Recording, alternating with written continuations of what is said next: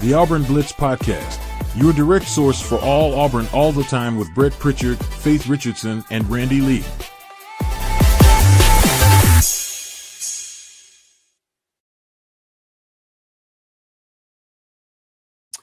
What's up, everybody, and good morning, and welcome into the Auburn Blitz Podcast here on this Friday. We hope all of you are doing well and glad that you've joined us wherever it is that you join us and whenever it is that you join us. It's good to be here on a Friday with our good buddy Jason Caldwell, usually on Mondays, but we've had to shift some stuff around, but glad to have Jason on from 24/7 Auburn Undercover. Jason, tell everybody right out of the gate how they can keep up with you guys. Yep. And like I said, check us out, auburnundercover.com. I'm part of the 24/7 network. And like I said, a whole lot of things going on. I was looking and, had some folks asking about, hey, would we make a trip to California for NCAA golf and some of those times? And I went, well, that's SEC tournament week. It's Memorial Day weekend. Also, we're sitting here, Brett and Faith, next weekend. Auburn has more than a dozen official visits for football next weekend. That's now the world we live in, where the month of May becomes official visit month for football. And so there is no time. It's just on to the next. Yeah, we've experienced this week ourselves. You and I, all three of us were just talking about how, it's nonstop on the road for us and all over the place. Faith and I have been, I can't believe it's Friday, Faith. I don't know where this week went. I really don't. I kept calling Monday and Tuesday the weekend, so I also have no idea what's going on. We're on location today as well, so come out to Baumhauer's. We'll talk more about that a little bit later on. We'll be out there for our noon show, but we'll get to some of our partners here in just a minute. But I want to start, Jason, with golf. Golf, obviously the number one seed, and we talked about it yesterday. But Coach Kleinert and where this program is right now is phenomenal. They go in, rightfully so, as the number one overall seed. And I thought I saw your interview with him, and when he met with the press, heard your questions, and I thought he said it right. That's great, but now it's time to go out and play. And so they understand, and you've got a lot of these guys coming back from a team that won a national title last year, so they get it. They know what they've got to do. Yeah, and they don't. You see the word expectations. They don't shy away or back down from expectations either. They go into a tournament going, "Hey, want to win." They did that at the SEC tournament, and it's a different mindset because most of the time the mindset is, "Hey, just qualify for a regional and then get to the NCAA championships and see what you can do." Well, their goal is go win a regional and then go win the NCAA championship. And that's kind of it. Hey, and it didn't start this year after they did it. It started last year. And that was part of the driving force why they won a national championship. That was the goal. That was it. They're like, hey, we're going to go. And the goal is to go win it. So, played well at the SECs and set a record for stroke play. 38 under par, won by 9 shots, beat Texas in the first round of match play, and then lost to Florida in the second round on the same day. And, he said, hey, look, probably a little bit too up, playing the number 3 team in the country in Texas, and Florida playing well, and they got a bunch of talented guys. And so, I think for this team, they don't back off from the thought of going and trying to win another regional and then, heading out to California to try to win it again. Faith, you and I were just at the complex a couple of weeks ago when you interviewed Brendan. And Coach Kleinert said there's pros and cons to being at home playing in a regional. The pros, you get to sleep in your own bed, but maybe the cons, you put a little bit more pressure on yourself. But if I had my rathers, I'd rather be at home. There's no doubt about, just the familiarity of it all and having just home in your back door. So, I definitely see how the pressure is on you. We talked about literally all basketball season, how being ranked number 1 was a big target on our backs. And I feel like being at home for this golf tournament is kind of like that same thing of just the pressure. It's you're supposed to win because you're at home. And I think where you are with your program, kind of like what you just said, Jason, if you've never been to the top and won it, your expectations are different. You're like, okay, let's see if we can get through this and let's see if we can get to the next level. Well, their expectations are to get past this level and to go compete for the national championship in California. It's anything less would be a disappointment. I think it's all about where your programs are at whatever time you're at. Yeah, and I think part of that too is understanding what it takes. And hey, the pressure is there. They felt the pressure last year, dealt with it. They don't have J.M. Butler back, but now you mentioned Brendan Valdez, him and Carson Bacher are the two older guys. Ryan Eshelman will be their sixth and be there with them too. So they got three seniors and then three youngers. A couple of guys that have stepped up and played really well for you. Obviously, Jackson Coyman was the National Player of the Year. He just went crazy and won the SEC individual championship, so he's playing at a high level right now going into this. But got some talented guys. Caden Pope came in and played really well for them as well. So you look at it, and this is a team, and Nick's talked about it all the time. Look, competition is the key. We've talked about this in other sports. You don't think about it in terms of golf, but it is absolutely the key in the case in team golf is that there's competition.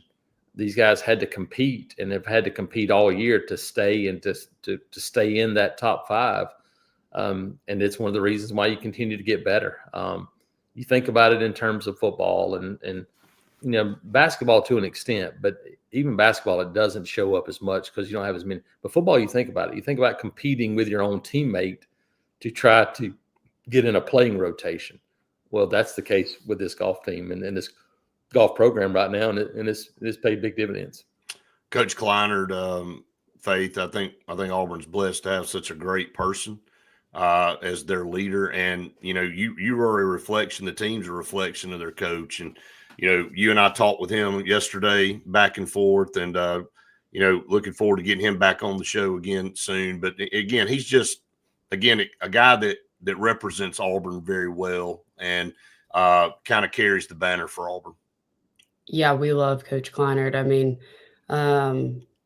like you just said, hoping to get him on the show again soon, but just a great guy, expects a lot from his guys. And I think after talking to Brendan that, he's not afraid to call his guys out in a very motivating way, though, because he expects a lot from his guys, and he expects realistic. He has realistic expectations when it comes to what he knows his guys are capable of. And I think that has been a very beneficial thing for the team. I totally agree. I think you said that really well as far as, how he's able to coach them. There's ways to say things and give criticism, and there's other ways that maybe doesn't come across right. And I think that's what Brendan said in the interviews, that, the rapport and the relationship they have. So we'll shift away from golf, but again, exciting to have that regional here come out. I mean, Jason, talk about that real quick. I mean, they want people to come out and support. I mean, the more the merrier. Yeah, if you've never been to a golf event, first of all, it's very different. It is different.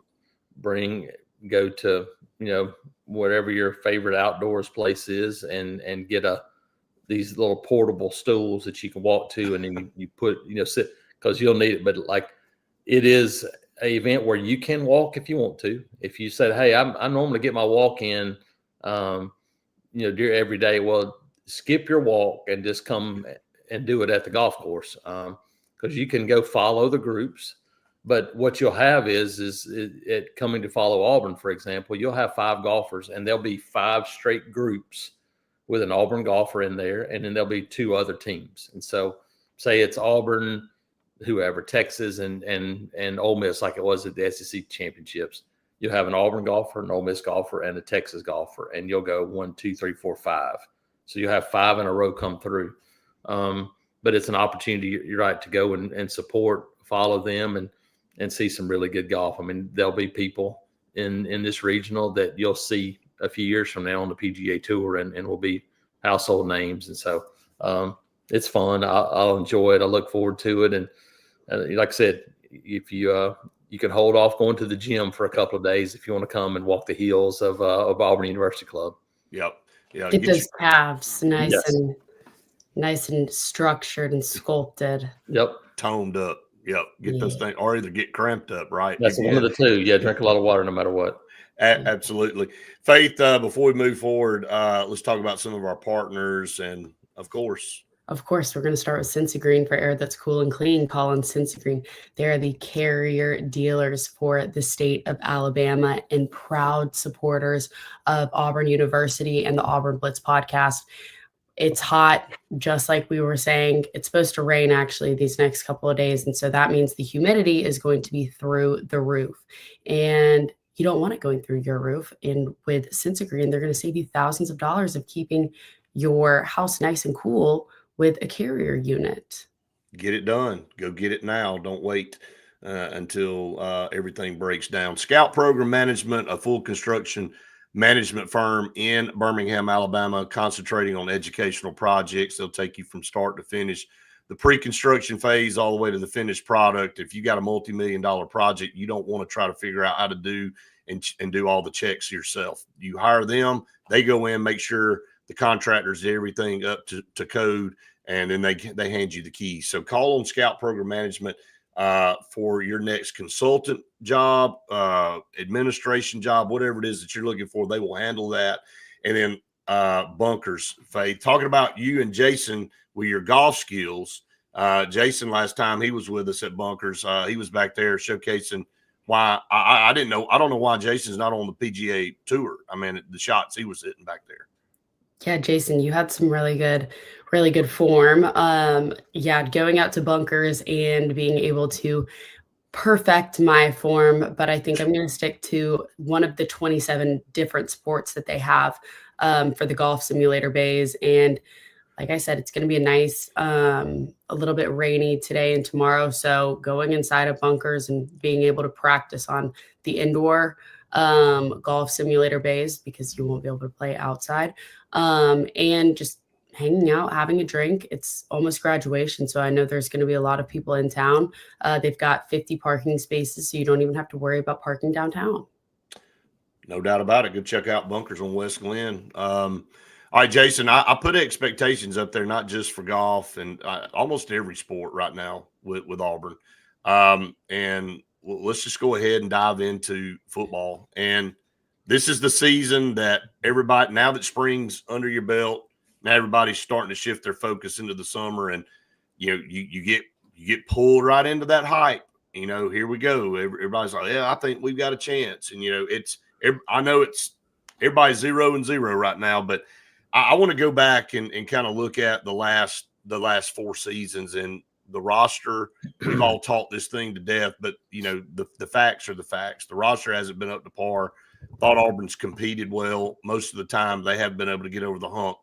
What are the true expectations this year? Of course, the league is loaded again, but this is Auburn's best roster. We've all three of us have talked about this. It's the best roster we've had in quite some time. So what are legitimate expectations, Jason, for this football team? Yeah, I think your first thing you go is, hey, legitimate expectations is that you should see improvement. And I thought, even though the record didn't back it up last year, I thought there were improvements made.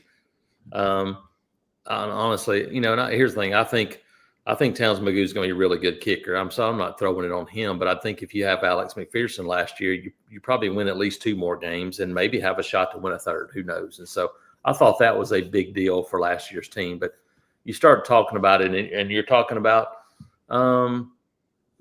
expectations, and you're talking about roster. And so let's start there. I think the one thing when you start talking about roster, and no matter what area of football you talk about lines of scrimmage.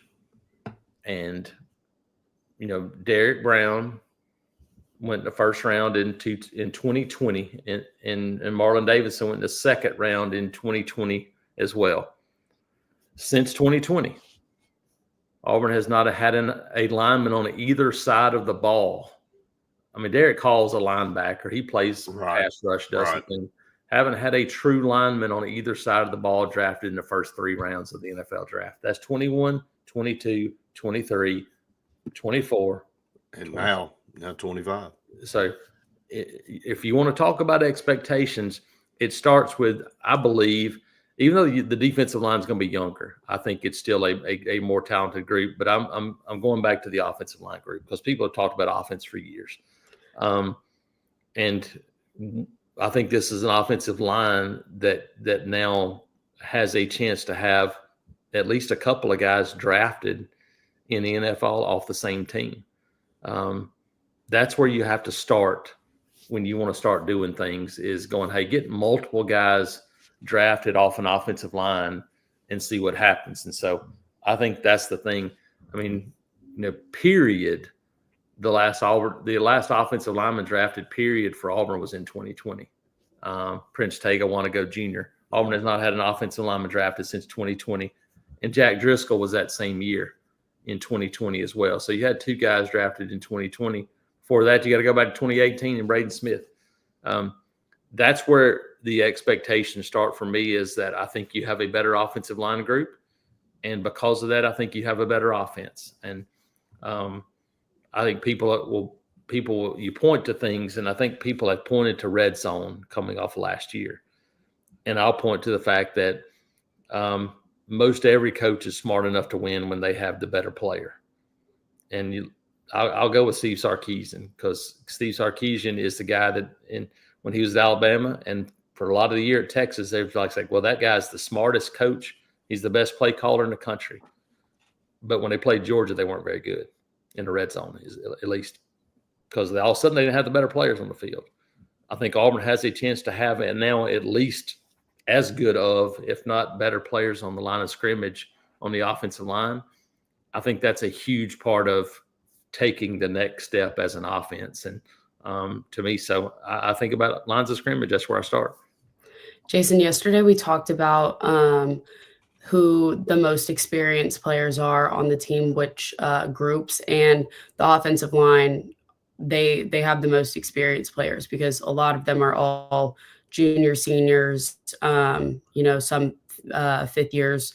And now that they are so much older, because a lot of the defense is all basically freshman, sophomore, Keldrick Falks, a junior, but they're a lot younger. They don't have as many reps and as much experience at the collegiate level. So when we're looking at the offensive line, are you expecting that? Because last year, I mean, it was obviously the biggest deficit. Are you expecting it to be kind of a better thing from the coaching experience side of it, or do you think that it's them just growing as players? Like, because a lot of them, they're returning, they're all coming back. So it's all, are we expecting them to just have gotten better, or what? No, I think some of it is experience. Some of that is, Connor Lew is now 3rd year.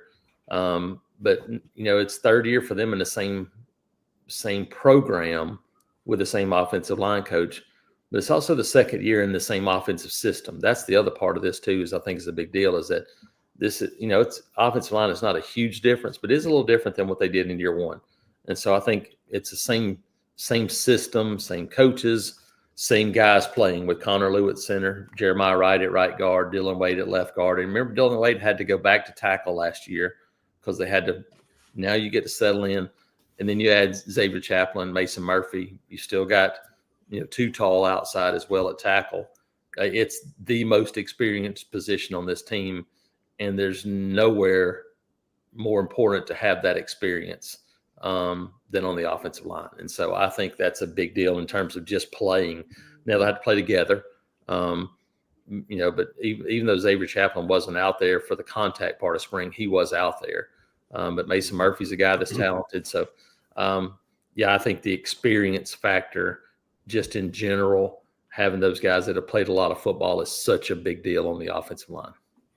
You go back and you look at, again, the fandom part of it. Everybody they get hyped up going into the season thinking their team, oh, yeah, we can win 8, 9, 10 games. And then whatever happens during the season, reality sets in, and it's set in for Auburn the last 4 years. But again, I think what we've all talked about here is an area that we've been deficient. We're not really deficient in anymore, and it should make a difference in the results. Instead of winning 6 games, maybe that's enough to win 8 or 9 games because that is such an important position. And the experience level and bringing in 2 really key transfers that have a chance to start. Okay. And let's just be honest about it. Not just go out and get a couple of guys out of the portal, but 2 guys that you're going to rely on that bring a lot of veteran leadership to that room. And then with that being Q Freeze's 3rd year, it's put up or shut up time. I think that's kind of where everybody is. And I'm not saying Auburn's got to win a championship, but it's time after 4 years and the doldrums we've been in and the administration changes that we've gone through to start showing that we're gonna be competing in the upper level of this conference again. And let's be honest, fans are fans. They get frustrated. Everybody gets frustrated when you don't kind of carry your weight against your rivals like Georgia and Alabama, but they've been at such a higher level roster wise and situation wise than us. If we can show that progress this year, I think that's the biggest key in my opinion. Yeah, but I think and I don't want to rain on people's parade, but I think people have to understand it's not 1988 any longer either. Like you're not one of the 10 programs in the country who spends the most money on football. That's what Auburn was in 1988, and they backed it up in 1988. Since that time, I think it's the same thing with every sport. You look and go, how do you find your niche to get to that top level? There's only one way to do it, is to keep getting good talent and to get there where you're sustain it and then able to build on it. And let's be frank, Auburn has been there since 2004. They haven't been there in any capacity in football. Auburn has not been consistently talented enough to compete since those times. Is it a shift of mindset, Jason? I don't think it's a shift of mindset at Auburn. I think it's a shift of mindset everybody else. Yeah. Where now you look and go, because Vanderbilt, Kentucky, whoever it was, Mississippi State, Ole Miss, those teams, they weren't competing with the same folks that Auburn was back then. But heck, we can go look. We can stay closer to home. Other than the time of 92 to 95, 96, Alabama wasn't competing with those players either. Tommy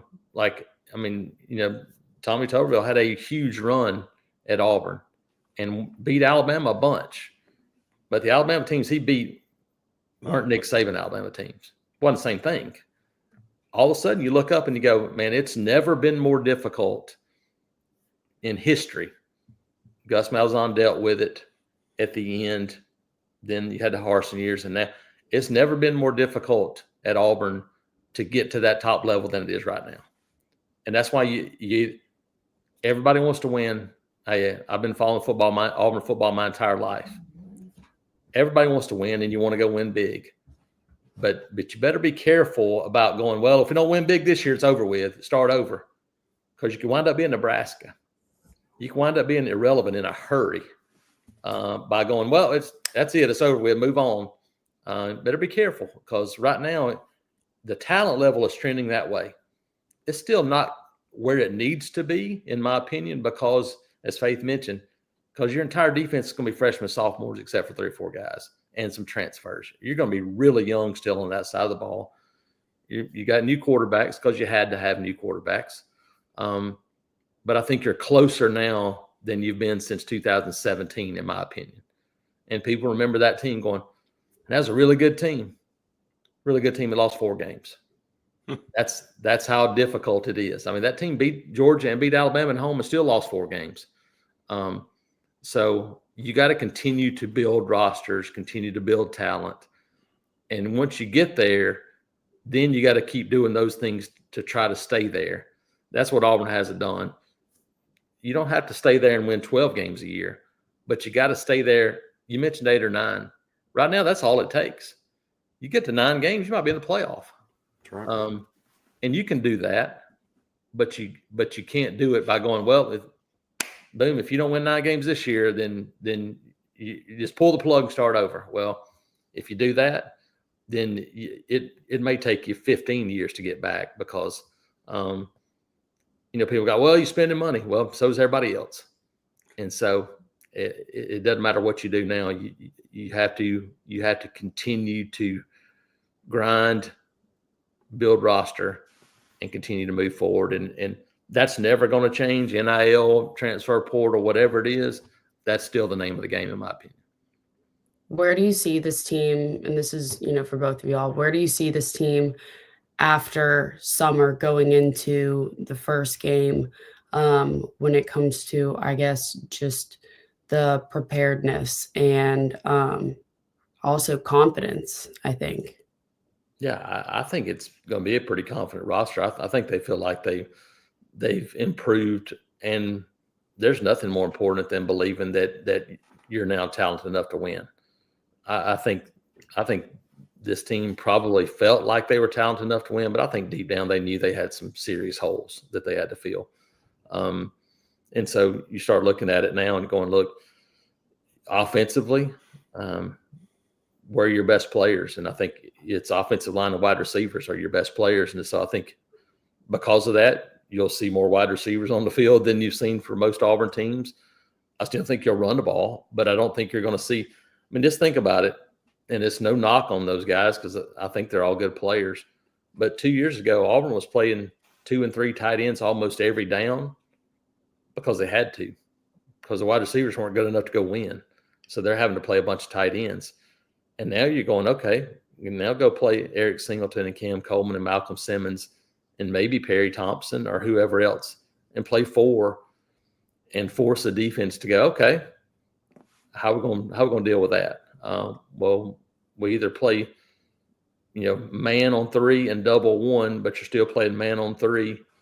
And even then there's 7 guys in the box. We put 2 safeties over there. Now you got 5 versus 6 in the run game.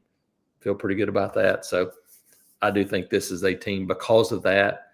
I think they feel like there's more pieces and more weapons. And so, yeah, I think this is going to be a pretty confident team going in.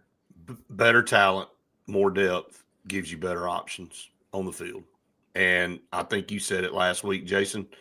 You finally have a team that once you get down inside the red zone and you need 2 yards, you go, okay, let's just go get it instead of having to worry about dialing up the most perfect play to see if you can get those 2 yards. And so when you can do that and when you have talent that can compete at that level, it changes the whole game. It changes the whole mindset of how you approach, a particular situation or whatever, a particular drive.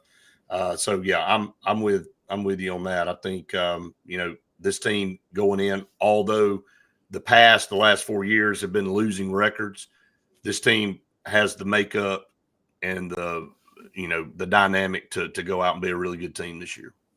Yeah, no, I think so, and I think that's it. I think you go, hey, it's still one step at a time where you're going, and a lot of times Auburn has gone from middle ground to a huge leap.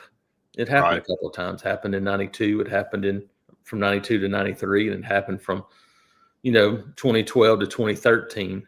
But the key is that those were still really good rosters that had dipped because of one thing or another. 92 was because of the probation of Coach Dye thing, and in 2012 had dipped, but they had a really good roster. That has not been the case the last few years. No. It has dipped because the roster has dipped.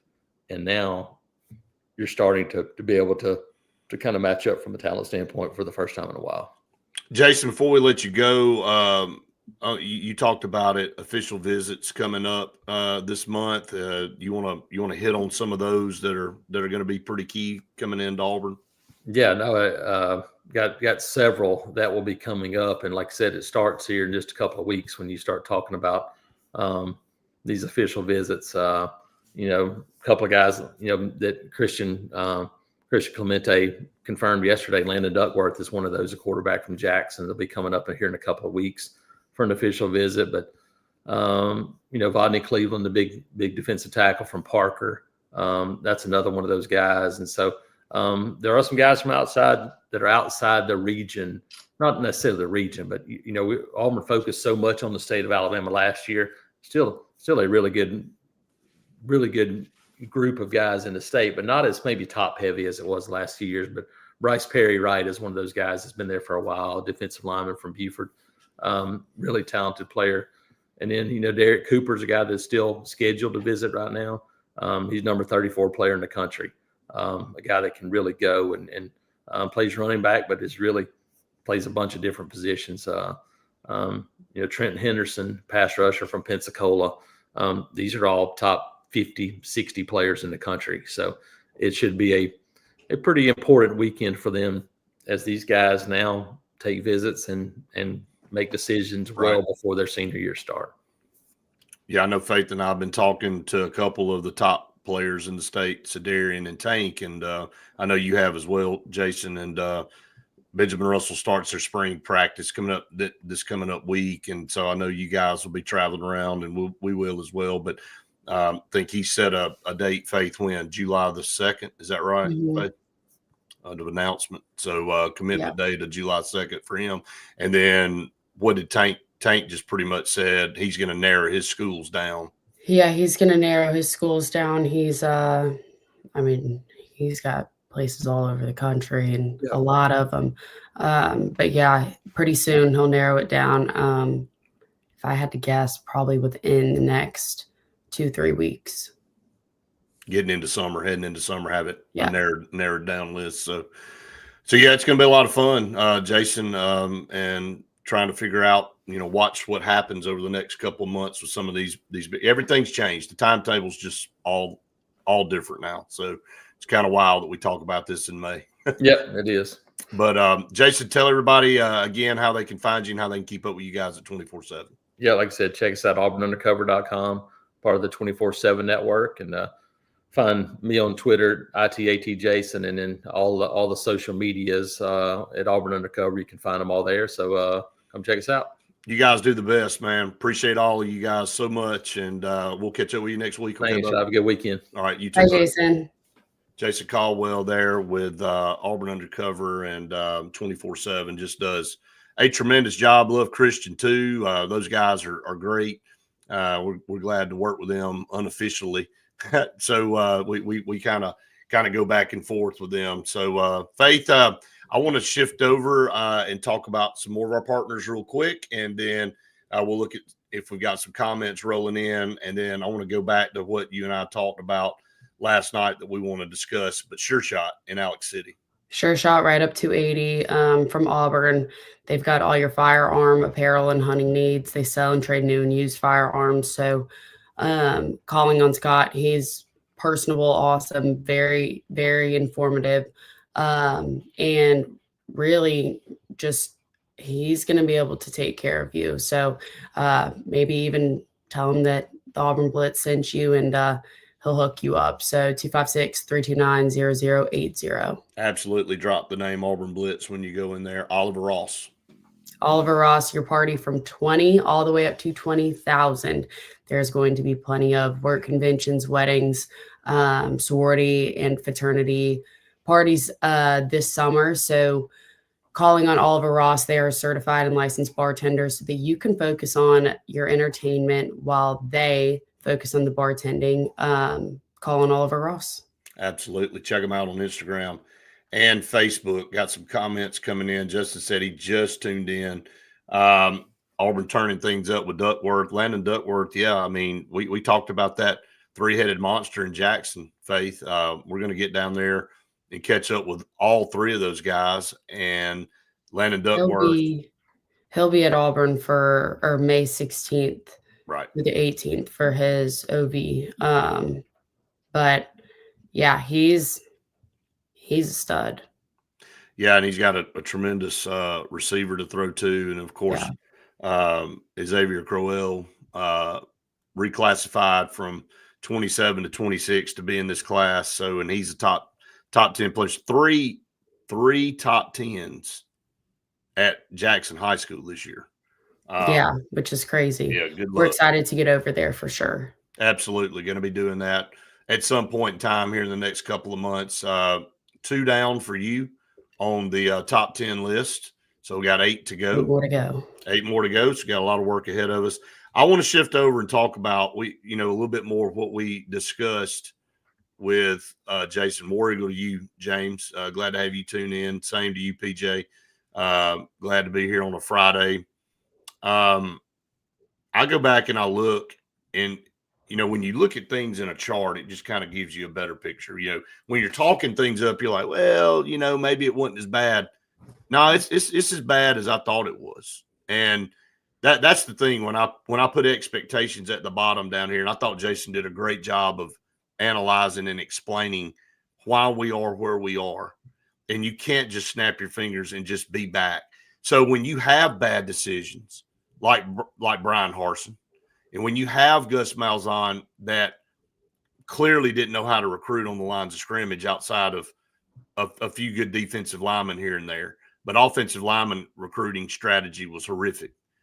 You do that over time, it's a self-imposed penalty. Like, you don't need to have outside elements to come in and affect who you are or what your program's doing when you're doing the damage to yourself. And, you can't afford to take 2 years off like Brian Harsin did in recruiting when everybody else is continuing to grind and do the things that they need to do. And then you add the transfer portal and the NIL element into it, like Jason said, where teams that you used to not have to worry about competing with now all of a sudden are competitors of yours for certain players. And then you look down and you go, okay, we've had one double-digit winning season since since 2017. It was 2017.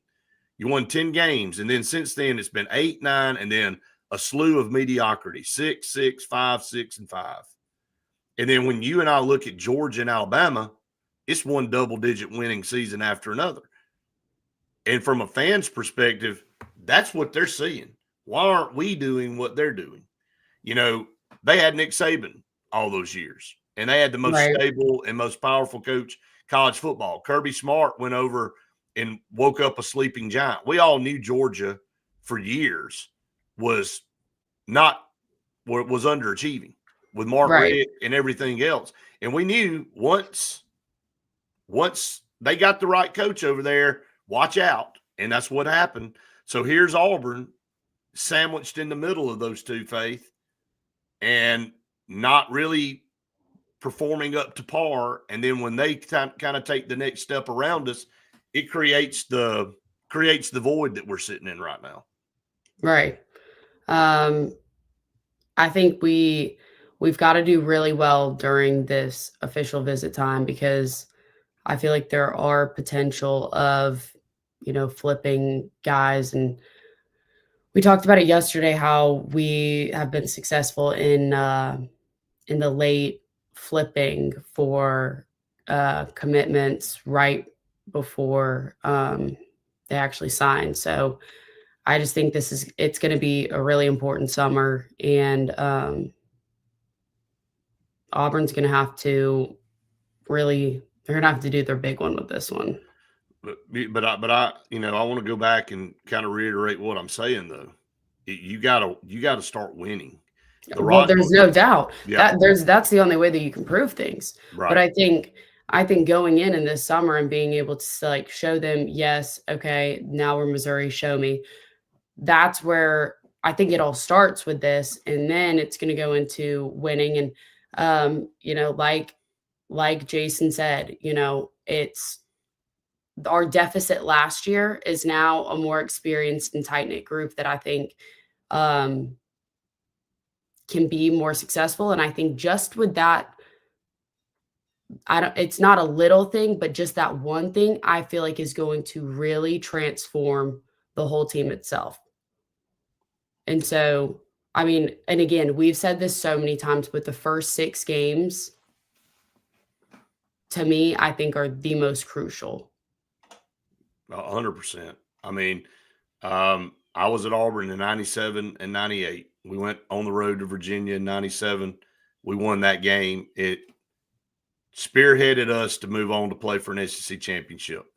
Okay, enter the next year. Now, I know Damian Craig left, and one of my good friends, Ben Leard, came in and started at quarterback. And here was another lack of adjusting from a coach to your personnel and your talent. He threw Ben Leard out there, who eventually took Auburn to an SEC title game in 2000. But in 98, you ran him out there and expected him to do what Damian Craig did behind a porous offensive line and no running game. So what happens in that first game against Virginia? They come in here and they shut us out. And you get off to a bad start, and Auburn ends up going 3-8. Terry Bowden ends up resigning during the middle of the year or with a few games left at the end of the year. And that's just exactly the difference. When you have from 97 to 98, you saw a completely and totally different team. And what you were doing, you were riding one guy. You were riding Damian Craig. You knew you had deficiencies. You knew you didn't have a good running game. You knew your offensive line wasn't very good. And you didn't do anything to fix it. And so you rolled into 98 expecting the same thing. And like Patrick just said, you had Markeith Cooper back there at running back in the SEC at weighed $165. I don't think he weighed that. You had him, and then you had who was 15, Patrick, off the top of my head, Clifton Robinson. That's who it was. We had two guys that combined would probably equal one running back now. I mean, it's like that's who we had. And so when you make those decisions, you put yourself in holes.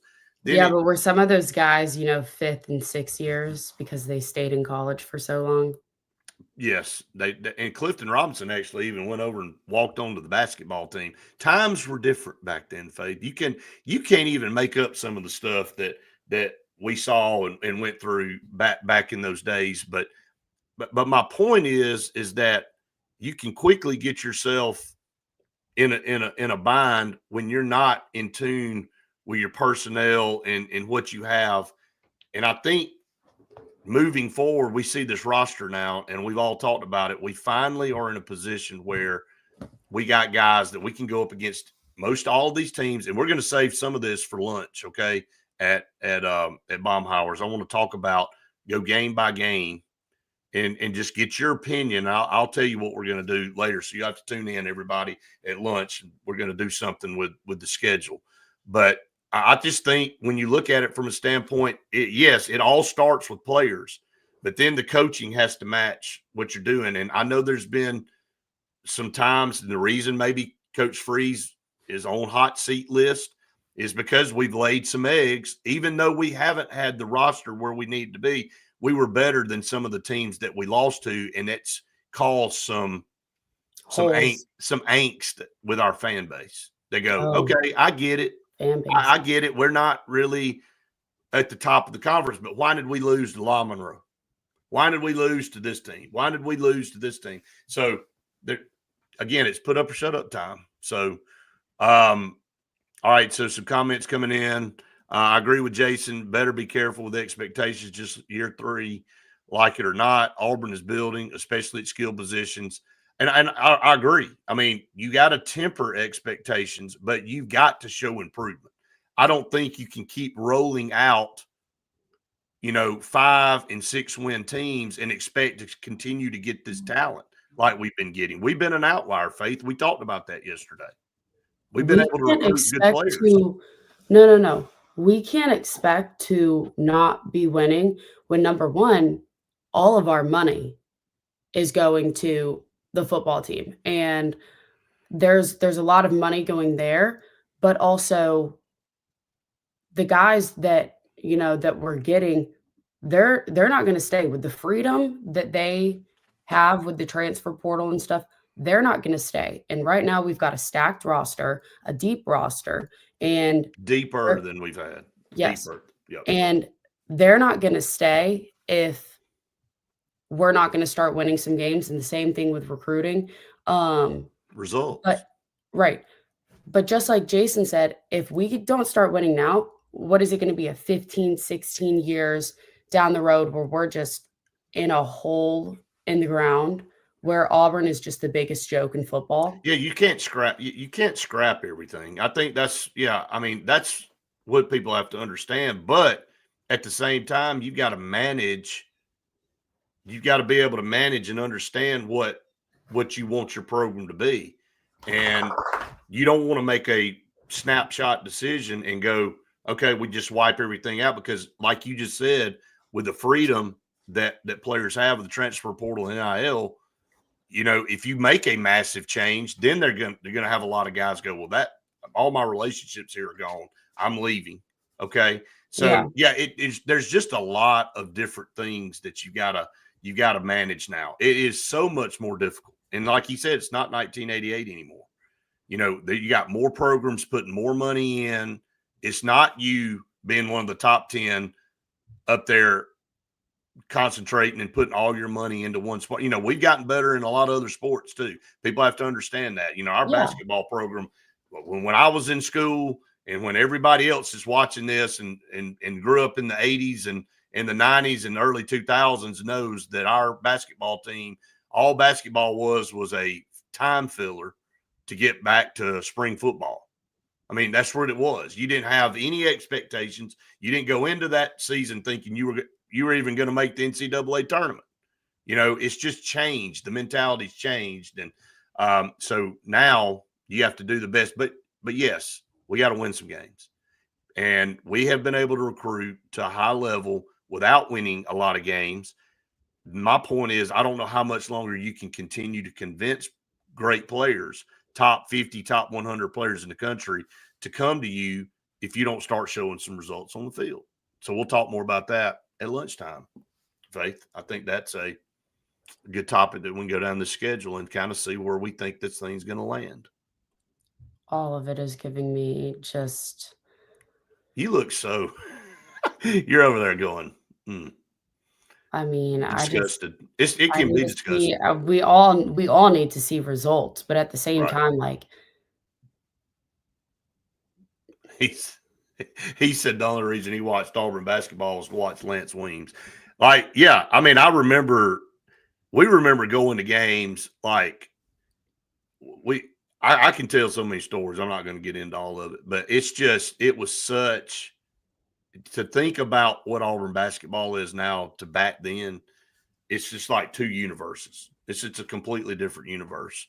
I'm glad Hugh just said what he did. Last year should have been 8 wins with the talent, but a combination of too many young players at key positions. PT and Hugh not being on the same page cost us turnovers and in the red zone. I think you're 100% right. And I think that's why when we're talking about how the deficit that we had, and a lot of it was on the offense, or it was on the offensive side. And whether it was the offensive line or the quarterbacks, whatever it was, a lot of the freshman wide receivers, I'm going to be honest, they were really impressive for being freshmen. And I think a lot of us were really, really impressed. And I think a lot of it, honestly, wasn't their fault. But I will say the experience we're getting in the quarterbacks that we've got Jackson Arnold, who, you know, he transfer. Okay. Then Ashton Daniels, who he was the most experienced player for the quarterback. Yes. Okay. He hasn't even gotten to Auburn yet. Or he might now, but he wasn't there in spring. Yeah, he wasn't there in the spring is what I'm saying. Anyway, and then Deuce Knight, the one that we're really keen on and we think he's really talented. Okay. He hasn't played a single snap. So I think, which again, quarterback, key position. Who's the operator of the offense of what's going on? The quarterback. Okay. If the quarterback and the wide receivers and the offensive line, if everyone on offense is on the same page, like we're talking about, that is where I think this team is going to thrive, because we saw the defense being able to keep us in games. So honestly, I think this season, if our offense, and when I say offense, I truthfully just mean the quarterbacks, receivers. I don't even know if I'm really going to refer to the running backs. If they can all get on the same page, I think this is going to be a winning season for us, no doubt, with a minimum of 8 wins. Let's be honest. I agree. And I'm saying that, and we've actually been to spring practices and seen what's going on when. That's it. Anyway, I mean, right. So here's another thing. Why is Coach Freeze maybe on the hot seat? It's because, let's be honest about it. I don't want to throw one guy under the bus, but he rode with Peyton Thorne, and 3 games into the season, he put him on the bench.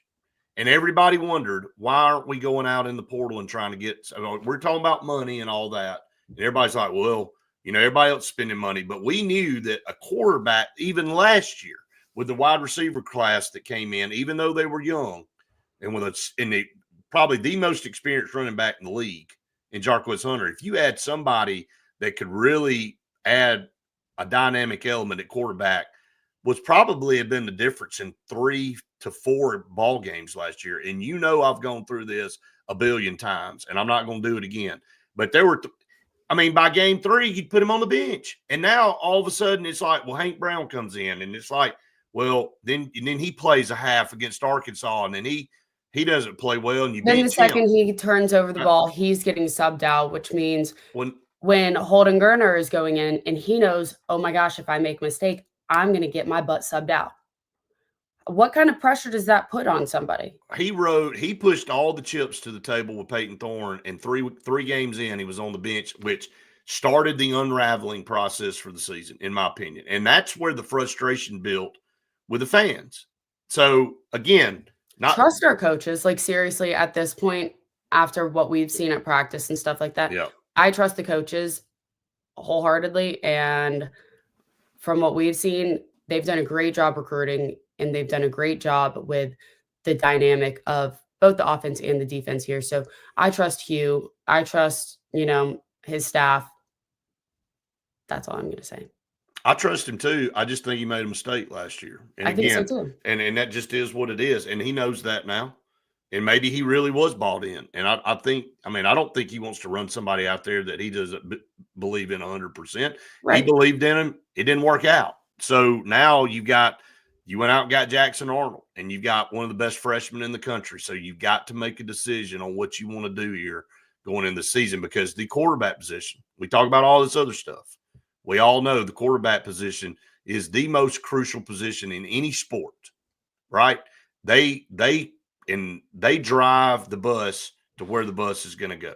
Now, again, you got to have the pieces around them to help them be successful. But we've watched teams a la Auburn in 2010. You interject a superstar quarterback like Cam Newton, you can actually take a team that doesn't have a lot of superstars around him, and you can go win a national title. He showed that. And so I think all the other pieces are better, and we'll break down the schedule some more when we get to Baumhower's. And a lot of comments here. No, I didn't go to Tuscaloosa last night, John. I saw where Donald Trump spoke at Alabama's commencement. It's the only thing I've ever disagreed with Donald Trump on in my life, I think, was when he said those nasty RT words. So anyway, I'll give him a pass. He was showing out for the crowd. He said what he needed to say. And Nick Saban was there. So they had a big night up there, but no, I was not there. Didn't plan on going. Justice said, even with Harsin, our worst recruiting year was still top 20.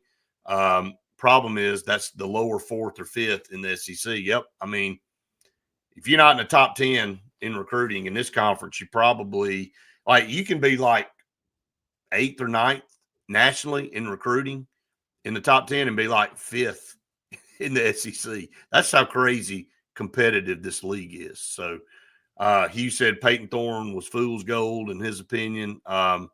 And John said your point guard, your QB is your point guard, no doubt about it. All right, we're going to wrap it up, guys. A couple more partners here on the program before we hit the road. Got a busy day. Come out and see us at Baumhower's, 11:30. Be there. Your first, the first 10 people, your gooey fries are on us. That's it. Okay? Come on, so get your gooey fries. Why would you not come out to Baumhower's to get you some gooey fries? I'm going to get gooey fries. They're so good. Old Number One Customs. Old Number One Customs. Don't make your wife hate you. Don't DIY it for 2 years. Get it done with Old Number One Customs in 2 weeks. Guys, 2 weeks. That's literally nothing at this point. I guess I laugh, Faith, every time you say that, because I can see the fights that people get in, and just like the guy said, no, I got this. I can, look, we ain't got to do this. And just the chaos it creates. And I it's can like, see the wife walking into the dishwasher that's wide open because he's trying to pull apart the entire kitchen, and she runs into it, hits her shin, and I can just see it from there. A fight, just I don't know. So anyway, don't let your wife hate you. Seriously, she's got enough going on. Get it done with Old Number One Customs. They're gonna hook you up. They've got the best prices, and in 2 weeks, that's literally nothing.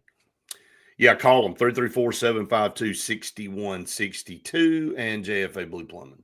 And if you already heard that number, I can give you an easier one to remember with 844 JFA Blue. JFA Blue Plumbing is going to be able to install a Home Atlas water filter duo, and they're going to be able to make sure that water coming out of all of your faucets is going to be purified, filtered water so that you're ingesting good water that is not going to damage your body, because your body is made up of 75% water, or at least it should be. Mine might be 25% Diet Coke in that, but Is that your biology instruction for the day? Anatomy. John Anatomy. asked what gooey fries are, and gooey fries are Anatomy. Baumhauer's curly fries with their queso and bacon bits on top. Oh man, so good. You Yep. know who's going to be excited to eat some of them? The helicopter. The helicopter back there. Yep. Hi. She's Hi. like making her appearance. Hi. That's She said, what she thought of. That's what she thought about she it. said, So anyway, y'all need to be off. yeah, we need to get off. But anyway, yes, This day, y'all come. we got 2 back to back. We want to go ahead and say, because this will be the last time we're on before Monday morning, and we'll be at Lake Martin Pizza Monday at noon. Yes, So we we'll will. be at Baumhauer's today, and we'll be at Lake Martin Pizza on Monday on Highway 63. You've got to mark your calendar. Come see us. Be part of our shows. We want you to come up, talk to us, and It's going to be a beautiful day Monday. So why don't you guys just make a trip out of it? Go to Lake Martin, pick up a pizza, say hi to us, and then go out to the lake. Absolutely. I mean, what a better way? We'll to go spend out the on day. the lake after, won't we, Brett? There's no doubt. No I'm doubt. just We'll inviting figure it out. myself, We'll so. figure out a way to get out on the lake. Hey, Yeah. it's going to be too pretty. I mean, So it's fun. if anybody wants to invite us to go out on the lake, we can do that too. Right. So, Yes. yeah, but Monday's going to be nice. Today, don't let the little clouds, keep you away. Come out to Baumhauer's. We'll be outside on the patio, Yes, looking and forward you to can it. meet Lucy. Lucy will be there. Lucy's everywhere. So she will helicopter her way over. She'll take off here in just a minute. But anyway, thanks to everybody. Thanks to our partners as always. We couldn't do the show without them, and love all the interaction. If you have not subscribed, please go subscribe, hit the like button, spread the word. If you like Share our it with content. everybody that you know. Okay. Share and spread the love, no doubt about it. Oh, on the Front Row with Faith coming out today at 2 with DJ Bennett, with the women's tennis team. So, Looking forward to that. what? I said I'm looking forward to that. Yes, it was so fun. She's awesome. And she's got a not PGA, a wild card to the US Open. I don't even know what that was. You just said There's a lot of letters, and I'm struggling. wild card. Yep. I just Wa- said that. I know. I'm just helping. Just The reiterating US the point. Open, right? That's it. Okay, Wild that's card what to I the said US after I said PGA on accident. I'm thinking about golf. We've got golf this weekend too. We've got all kind of Right. initials. You know what? Everybody have the best day ever. Come see us today, and And we'll yeah. try to be cordial to each other. And yeah, I haven't been turkey hunting, John. It's sucked. So maybe 1 or 2 more trips before the season's over, but we'll see. Yep. Thumbs down 100%. All right. Have the best day ever. big old War Eagle.